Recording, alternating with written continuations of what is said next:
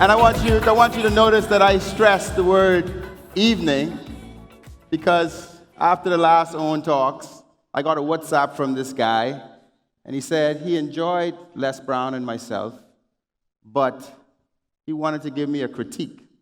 I said, go right ahead. He said, when you started and when you ended, you said good night twice. I said, because it was night. He said, well, no, you can't tell. He said, he is a Toastmaster master, whatever that is. So he said, when you come on stage, you can't tell the people bye and bye twice. So I say that to say, you're never too old to learn, and you're never too young to teach. What a time. There's a lot of interesting things that have transpired over the last 2 weeks. Budget, VAT, gaming, even a little corned beef. And, I haven't said much. In fact, I haven't said anything at all, We look at gaming and all its negative comments and what it does and what it doesn't do. But what's the motive behind all these comments? What are they based on?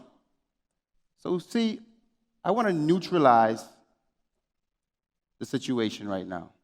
Let's put gaming aside. Let's put the tax talk aside, and let's talk about the economy. The truth is, 99% of the wealth is controlled by 1% of the people. And as bad as they talk about gaming, as much as they try to muddy the water, the truth is that's the only industry they left for us. What a time. Us. And the only reason they left that industry for us, because it was unregulated at the time, we took it, we innovated it, and we lobbied it into regulation. Look around. Our economy is dominated by a select few, and we know these people by name. In fact, their names have become a figure of speech. The Sunshine this, and the Bay Street that, and the Eastern Road crew. They've carved an entire economic pie for themselves, leaving nothing but crumbs for you. For almost 100 years, they have been the price makers, and we, the price takers. Future entrepreneurs, I'm telling you this because you can't have your head in the sand. If you think that it's a free market, if you think that there's a level playing field, my friend, it don't go like that.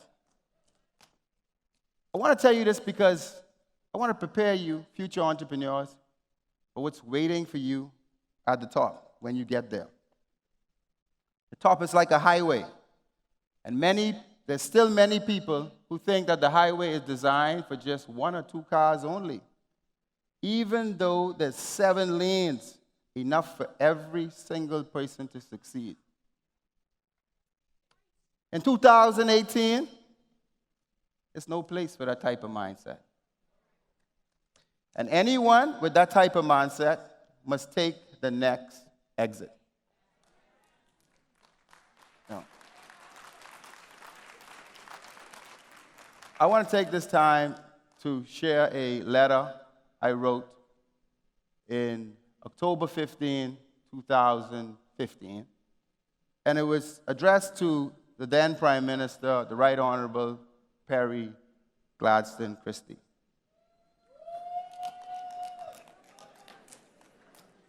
And the letter goes like this. Today, I was awarded my gaming house license, and though I am happy and grateful, but I feel it marks a new day in Bahamian history.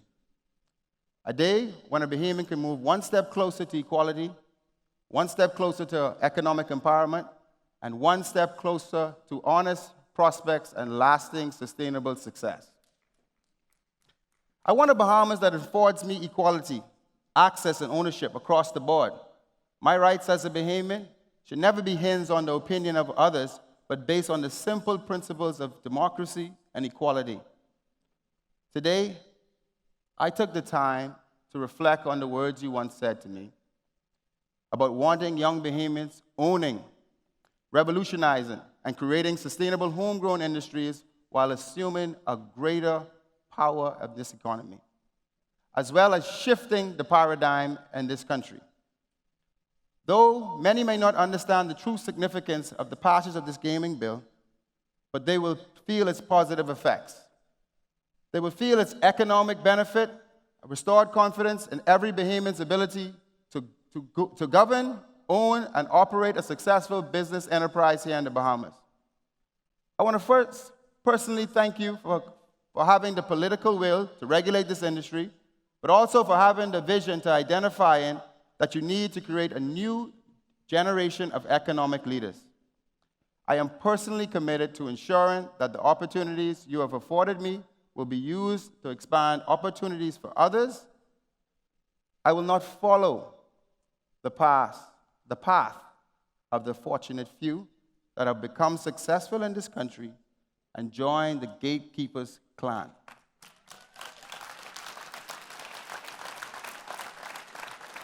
I know you have the toughest job in the world, and a lot of people doubt you daily. But I'm sure you are aware there's no decision that pleases everyone. So do your best, be decisive, and most of all, know that you will always have my support. Many will suggest that your actions in deciding to regulate this gaming bill is some sort of political payback. But you and I know that that is untrue, and I thank you for truly believing in Bahamians. I wrote that then, and I meant every word I say still today. Now, I can't speak for where the VAT money gone. I can leave that for the experts. But I can tell you this. If there's one thing we should remember him for, and it's for expanding the opportunity beyond the select few.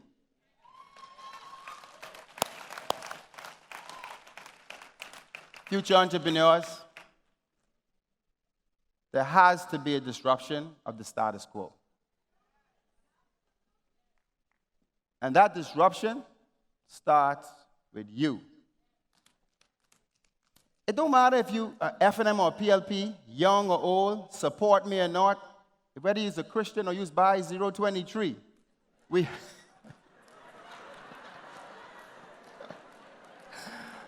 have to stand together. We have to stand together. Because I can tell you this.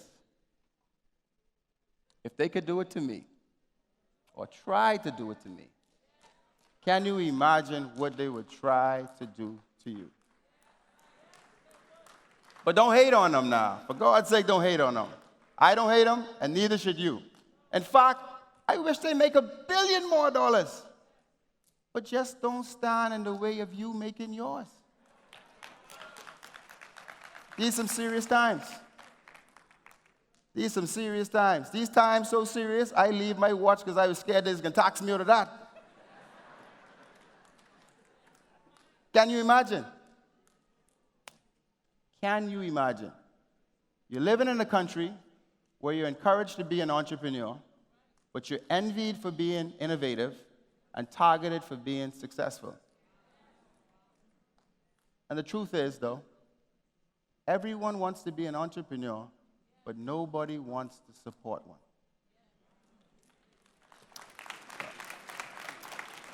Now, let's put the corned beef aside, because I know you all come here for some steak. I want to touch on the system, specifically the educational system. Come on, teleprompter man, you got to go faster than this. You know? The educational system is flawed. And some of you may argue that might not be true, but I believe that it is.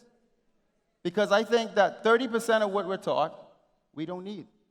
We never use it in everyday life. And I believe there's too much history being taught and not enough future. What does that mean? I've been to school. I learned a lot of things in school. I can be honest with you. I never used Blackbird in a conversation yet. Neither Columbus, ever. And it's not about what they're teaching us, it's what they're not teaching us. That 4.0 GPA is something we celebrate. Amen. It means a little something. It means something. But that 4.0 GPA that most of us celebrate, our parents brag about it, but in the current system, it probably means you have an A in academics and an F in the real world.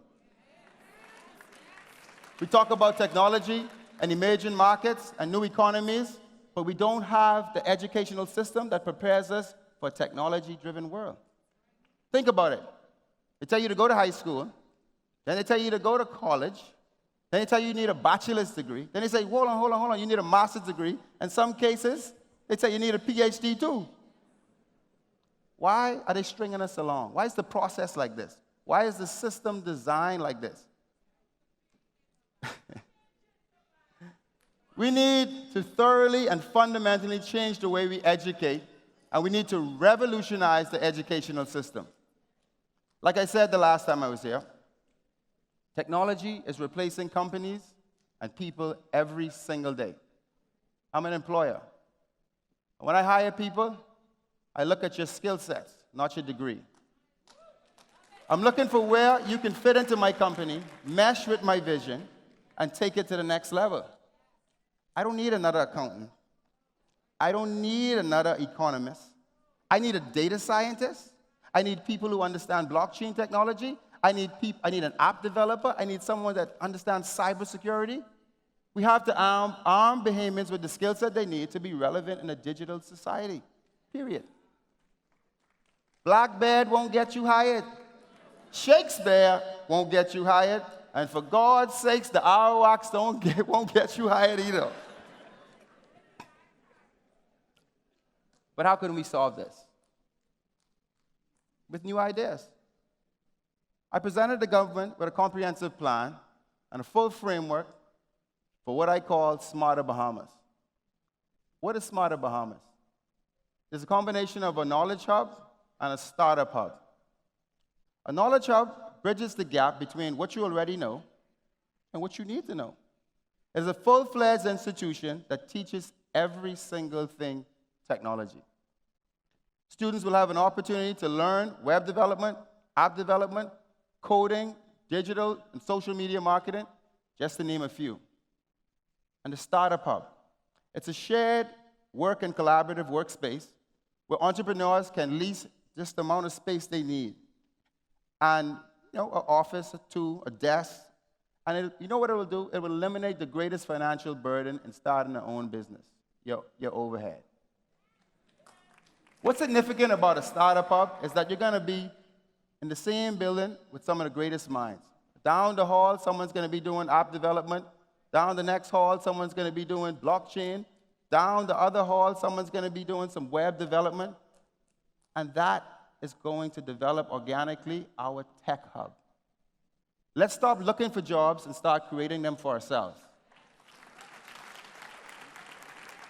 Let's start importing these tech services from India and the rest of the world and start exporting our skills to the same countries that have the skill gaps that we do.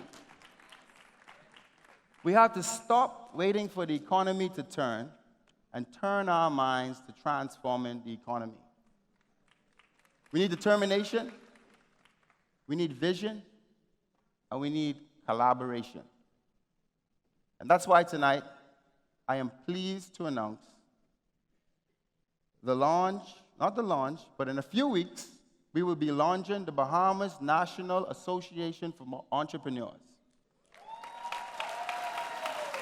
It's going to be called BNAE, not Bay, BNAE, BNAE.com. We're launching BNAE to bridge the gap between entrepreneurs with the knowledge and resources they need to be successful, and providing a consolidation of the nation's greatest minds. Most of all, it represents a collective voice for every single and aspiring entrepreneurs in our Bahama land to ensure that we are afforded access and opportunities and the removal of barriers that will have a say in the decisions that affect you the most. Believe me, I'm not trying to politicize anything, but listen. It don't matter if they didn't believe in Bahamians, and it don't matter if it's not the people's time. What is important is you know that it is your time. Before I go, because Lord knows I'm tired. They worked me so hard over the last 2 weeks, so I had much sleep. I was, strategizing, doing a little thing in there, so I'm dead tired, I ain't gonna lie. I'm not myself right now, but I couldn't let you guys down. I had to come and tell you exactly what I think you needed to know. And I won't take up too much time because I think we have a great speaker coming up next. I want to see him. I've never seen him. I want to see if he could pitch me a new idea because, like I said, no matter how successful you are, you're always going to learn. There's always an opportunity to take one more step and, achieving greatness. We all want what's best for our Bahamas, but the only way we will achieve that is stop making the decisions that are best for ourselves. Future entrepreneurs, I've made a decision to remain committed to doing all I can to help elevate you. But beware of your critics, because mediocre minds are the greatest enemies to innovation and change. Have a great night, everyone. All right.